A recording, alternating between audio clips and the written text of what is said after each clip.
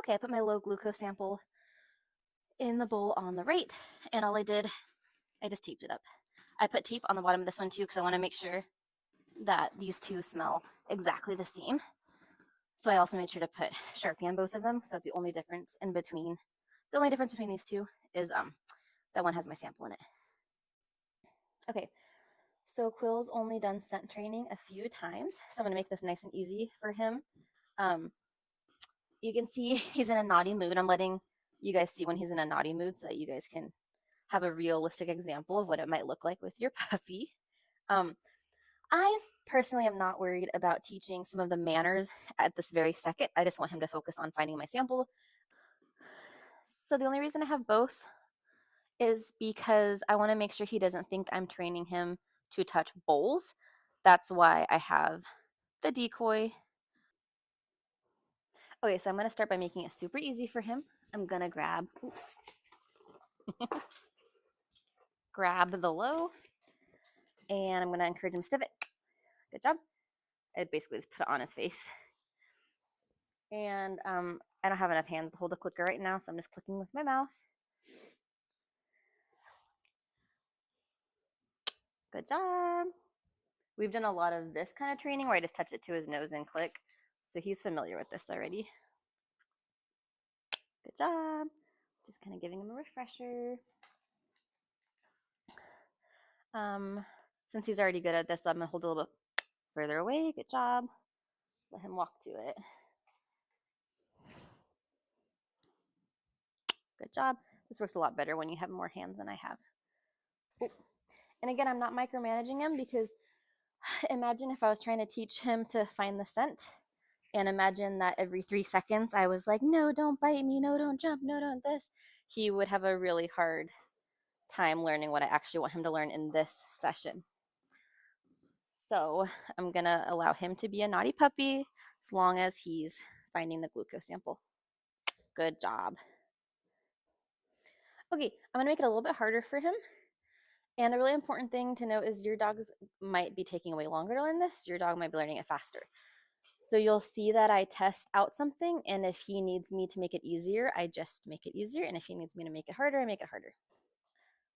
All right, so I'm going to see if we can get him to touch it next to the other one. So I'm just going to remind him of what I'm asking for. Good job. I'm rewarding any small attempt to touch the bowl, even though he's kind of just being a crazy person. Good job. Oh, look at, see, he just figured that out all by himself. A crazy person. Good job. Now, it might be coincidence that he's touching the right one. I'm going to let him do it a few more times. He's watching my treat because good job. I moved my hand so he thought I was going to give him one. Good job. He might just be touching the one on the left. What a good corgi. My toddler has a corgi toy he's playing with. Good job. So yeah, it might just be the one on the left. He might just have memorized the placement. But even if those are the reasons he knows it, I'm going to let him do it a few more times for the sake of showing him that he gets a reward when he touches the right one. That was a decoy, so I'm going to make sure I don't give him any positive. Good boy. See how we figured that out? He thought about why I wasn't giving him a treat, and then he went and touched the other one. Okay, now I'm going to see if he actually knows which one he's sniffing or if he was just sniffing the one on the left. And even if he goes for the one on the left, it's okay. This will start showing him that he's looking for the smell, not the one on a certain side, not the one with more marker on it. First, I'm going to see what he does without giving him any hints, and if he needs a hint, I'll give him one. Notice I'm not giving him any verbal cue. That'll come once he has a better understanding of what I want. He just ran away, so I'm just pulling him closer so he remembers to stay on task. Good boy. Might have been a coincidence that he touched the good one after, but we'll see. He's smashing my samples.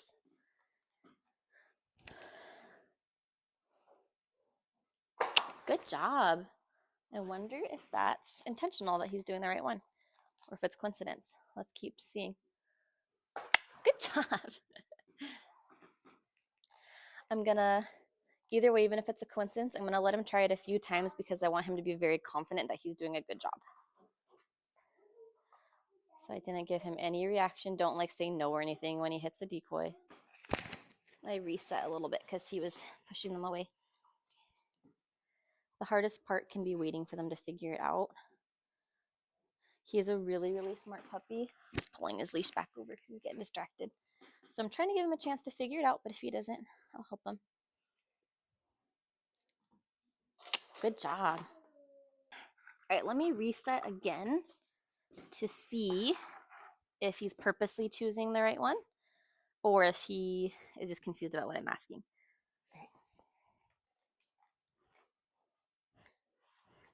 He's upset with me that I'm not giving him treats fast enough. Wrong choice, so I'm ignoring. Good job. See how he thought about it and was like, oh, it's this one. Eventually, he's going to figure out that the reason I want that one is because of the smell.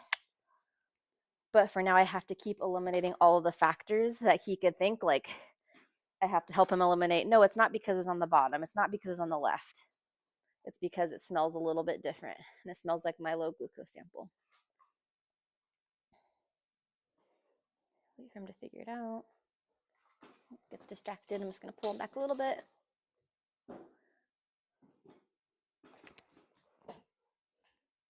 Oh my gosh, he's so close. He's trying to get the treat directly out of my hand. These Texas healers are vengeful.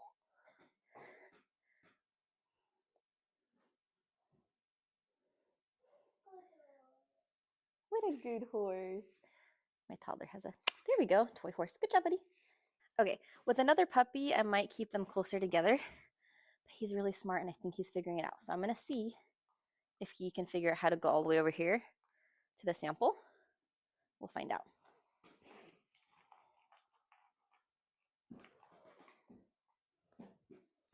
Wow, good job. I clicked with my mouth as soon as he did it. Oh, it might be out of his reach now. I reset and put it on the left. So now he's testing, oh, is it the one way over there? He's seeing that I'm not giving him any reward.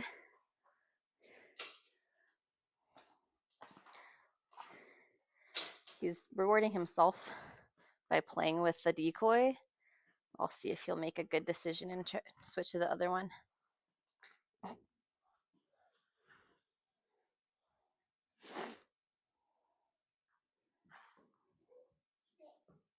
Yeah, you can sit, bud.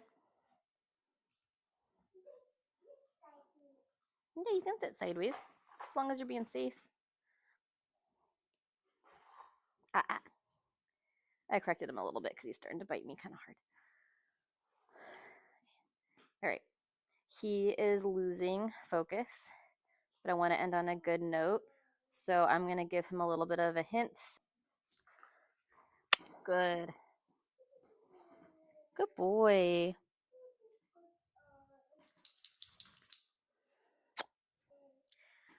Okay, I can tell I'm not going to get a whole lot out of him.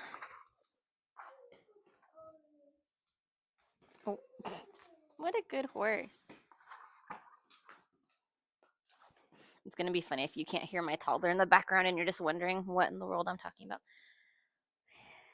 Good job. All right. I'm going to get one more really obvious one out of him. I almost fell off my chair. Sorry. Good boy. That way he's very clear. And I'm going to say break. And I'm going to give him a jackpot of treats. And I said break so that he knows that I'm no longer asking him to find the scent. Good boy. Good job. So a lot of times you see the finished service dog performing these tasks, and it can make it very discouraging when you have a puppy in real time being crazy and biting you and not wanting to listen. So I wanted to make sure you guys could see the raw footage of what it actually looks like to train this. And what I'll do is the next video, we'll start doing like the next step. So subscribe if you want the next step, or you can see if I've already posted the video by the time you watch this. Or if you're even wanting a done for you service, check out my description and I'll explain some ways that I can support you with that. I'm really excited for you guys to see how Quill turns out.